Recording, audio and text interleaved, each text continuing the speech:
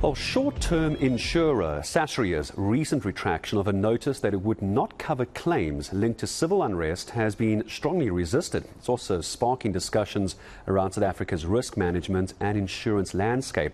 Well, Sasria has already passed on reinsurance by limiting cover to 500 million rand per event. Now, this is important if you look at the amount they're willing to cover. It follows those deadly unrests in Gauteng and KwaZulu-Natal back in 2021. Let's get reaction. Volker von Widdern from Riskonet Africa joining us this morning. Volker, I appreciate your time. What do you make of this move by Sasria? Good morning. Morning, Gareth, to your viewers. Yes, the notice took the industry by surprise, and they've retracted. Sasria has retracted the notice and wants to have further consultations. I think the principle is that Sasria has already been told that by their reinsurers that they will not cover civil unrest and related activities following grid collapse. So if Sasria wants to cover it, then it will not have reinsurance cover.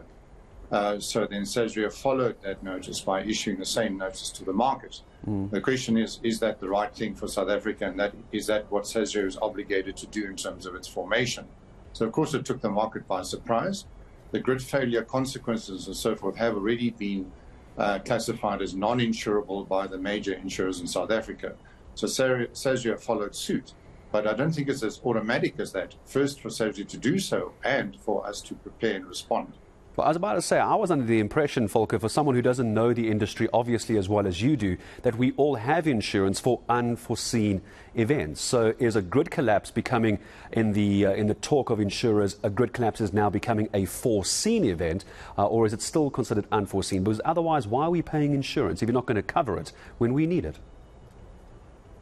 Well, that's the difficulty. And we had similar issues around COVID, but let's look at that principle. Unforeseen matters are the principle of insurance. There's nothing wrong with that at all. However, and in the difficult times of when Sasria was formed, we had a lot of other kinds of terrorism in South Africa. And yes, maybe a bomb blast otherwise was unforeseen, but the general climate of terrorism was a foreseeable event in general in South Africa and was obviously not insurable by our commercial insurers at the time. The government stepped in and became the insurer of special risks of violence and terrorism, and became the ultimate reinsurer of Sasria, and that's in the Act. So the formation of Sasria, and when Sasria was converted to an SOE, it still states that it's a state organization and the government stands as the last port of call. Now, nobody changed the law. So now we have a situation where a foreseeable risk, which is not being insured by the insurance industry, reasonably, understandably.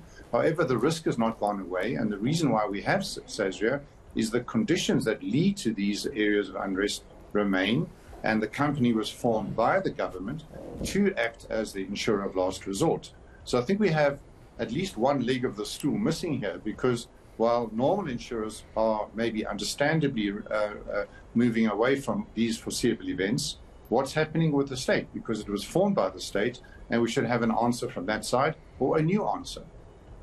You get the sense, if it is possibly foreseeable, again, coming back to a very Insurance 101 question, Volker, forgive me for the question, if it is foreseeable, insurance companies tend to just push up premiums, don't they? If it's something that we know, like a lightning strike, for example, in high-rise areas, the risk of flooding, if you're living along a flood line, these are sort of foreseeable issues as you talk about the grid collapse. Why not build this in, would you think, into the premiums in order to offset any costs from a possible grid collapse? Surely there's a way of, if it is foreseeable, to plan for it. Yes, Gareth. And I think when we have those kinds of increases, and one of the other elements of insurance, we talked about an unforeseen or fortuitous event. The issue with civil riot, though, is it tends to be a systemic issue. And as we saw in KZN, it happened over, say, 3 to 5 days. So when a systemic event spreads out and it covers 10 square kilometers, or it covers an entire town or region, then it's quite hard to model how widespread that kind of environment becomes. So when one thinks about systemic issues, and it's one of the difficulties that we have, I think, with Sasria's own modeling for catastrophic events and the level of capacity that they design for themselves. But when you look at premiums and looking at the price of risk going up, systemic risk is at another level. Let's say it's 100 or 1,000 or 1,000,000 times higher than a single peril or one fortuitous event. So if you were going to charge for it, you would then take a premium of maybe 100 Rand and make it 100,000 Rand. And that would become utterly economic for whoever's meant to be paying that premium. Yeah. And that's the difficulty in this environment, is that these sort of knee-jerk reactions are coming into the market, and so price is shooting up and cover is restricting in this kind of environment, and it's unfair on the consumer and the businesses. Volker, very briefly, as I say goodbye to you, if Sasria were to come to you and say, all right, Volker, I saw you talking to Gareth earlier on the show on eNCA. Tell us, as Sasria, what would Riskonet tell us to do? What would you advise them, very briefly?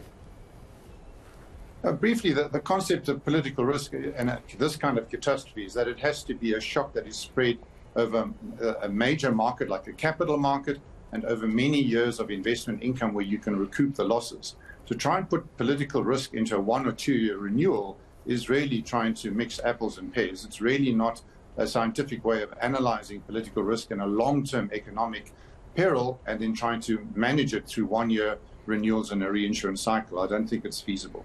Yeah, it doesn't sound like it makes much sense at all or feasible. Volker von Widdern, thank you very much indeed for your time and your insight this morning from Riskonet Africa, taking us to 22 away from